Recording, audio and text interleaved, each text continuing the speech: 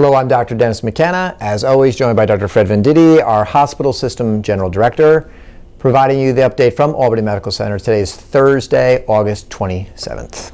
So here, we'll start with the t-shirt. I said I was going to show this on Tuesday. This is the driver rehab shirt. Yeah, great. So I'll be wearing that this weekend. We have to go drive. We do. Yeah. We do. We'll do a video inside the car. Absolutely. All right, let's talk about COVID numbers in the capital region. Fred, we used to do this video every day. Yes. We do it twice a week now. In some ways, twice a week is a great thing because I'm basically saying the same numbers every day. Capital region, 41 cases. Now, you lead us through the call with all the regional hospitals, and we do it every Wednesday. Yes. Any update from the call this week? So Dennis, it reflects what you're seeing on that graph. Right. So the same number, literally probably since the end of June, beginning of July. Okay. So we've agreed that we're going to continue Good. to do the call every week, keep in touch with each other. You know, we talk about, various things that probably aren't of interest to the audience here, testing stuff. But we're anticipating and looking forward to the fall. Right. Hopefully things will be good, but we're going to keep talking at least through the fall. Including COVID and flu at the same time. Absolutely. Yeah. Absolutely. It is really one of the things that I think we're most proud of is how the region has coordinated care. We've done something that I don't think has happened anywhere else in the state. Yes. By coordinating this way. Yeah. Credit to you for sure. Nice. Well, thank you. Okay, next graph is admissions and discharges here. You can see over the last couple of days we had one person discharge and we did have one death. Yes, we did have one death. I think that the average age of the patient in the hospital, as we learned recently, is about 74, 75 years Yes. old. So it still continues to be a population that is in that age category. The morning census remains the same, 15.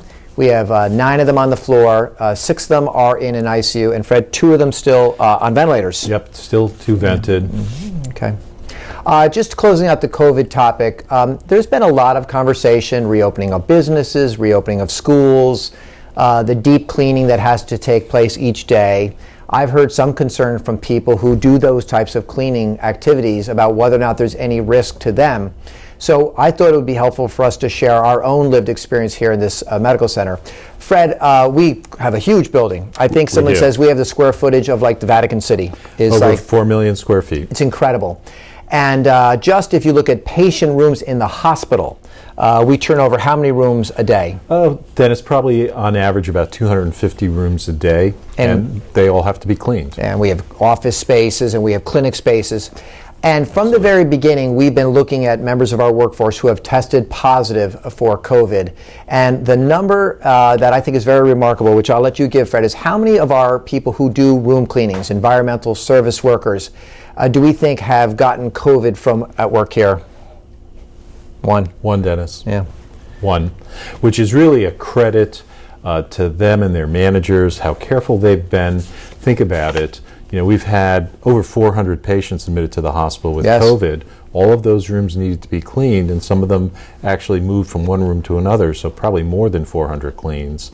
And only one of our workers got infected. And we actually wore the shirt once for environmental service workers here. We're very proud of them and the work they do. It's incredibly important to keep the space is safe. Absolutely. And the good news is that they themselves have also remained safe. Yes. And that's a credit to them and to epidemiology and everyone else who works with them. So tremendous job. Wanted to share that. Okay, celebrating our workforce is really important. We have a picnic every year, a celebration, usually in the fall, and we're coming up on the fall.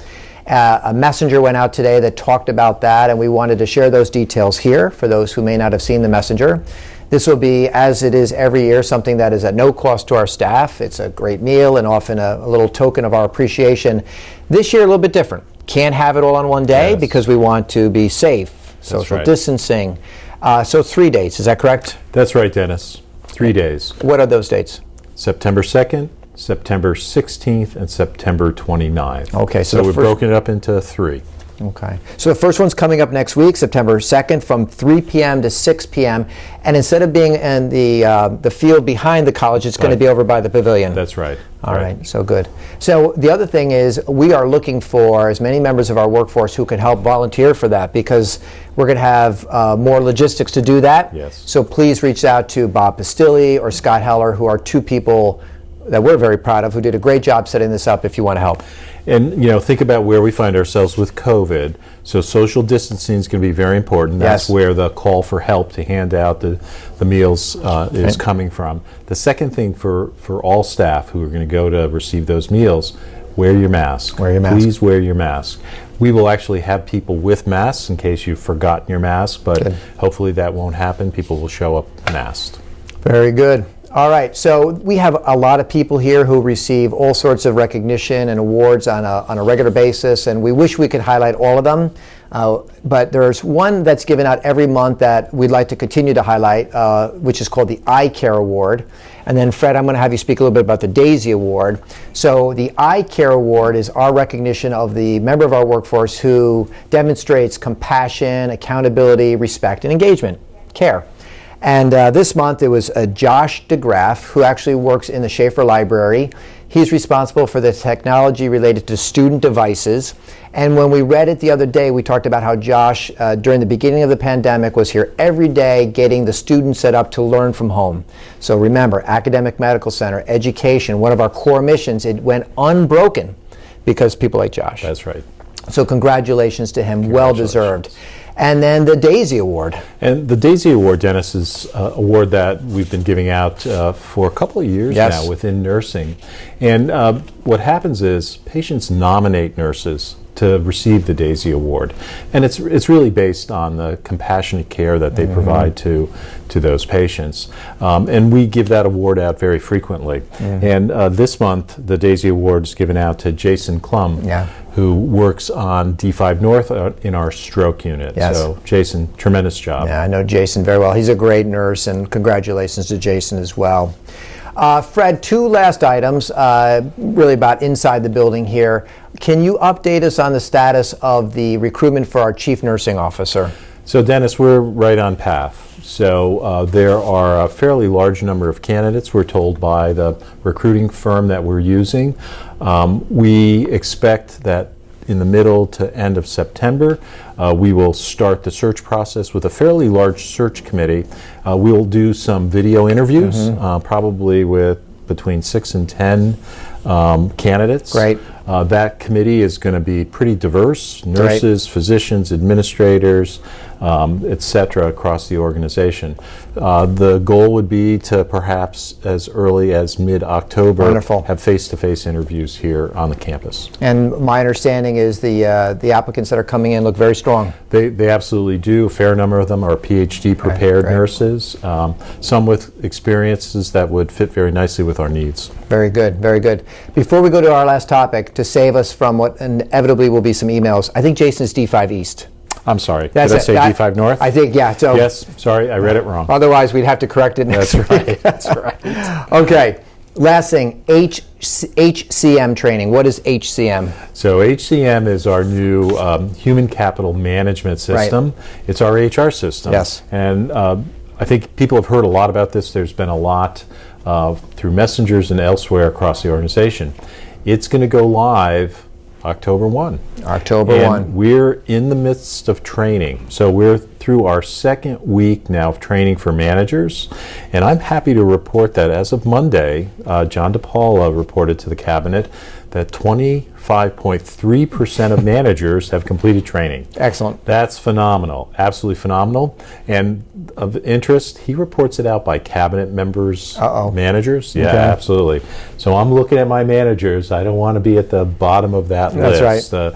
Dr. McKenna doesn't either. So we'll keep talking about this going forward. This is an important system. It's something our workforce has asked for. We think it's going to be a better way for us to manage much of the activities in HR. Absolutely. So credit to them. We'll update those numbers as we go forward.